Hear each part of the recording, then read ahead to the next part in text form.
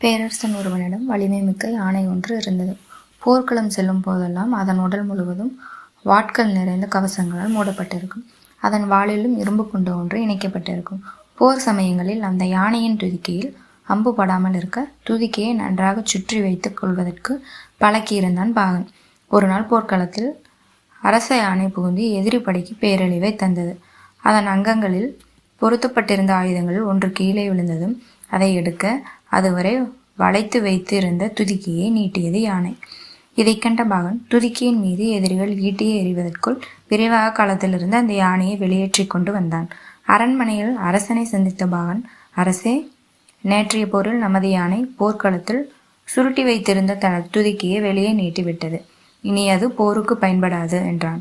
அரசனும் அந்த யானையை இனி போரில் பயன்படுத்த வேண்டாம் என்று சொல்லிவிட்டார்.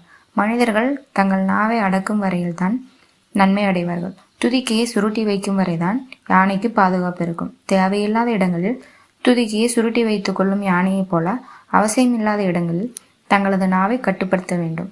ஆம் நண்பர்களே, நாக்கின் நீளம் 3 அங்குலம்தான். ஆனால் அது 6 அடி மனிதனையும் கொன்றுவிடும். வெறுப்பிலும் கோபத்திலும் மகிழ்ச்சியில் கூட வார்த்தைகளை அளந்து பேசுங்கள். அது நமக்கு திரும்பி வரும்போது எல்லாமே மாறிவிடும்.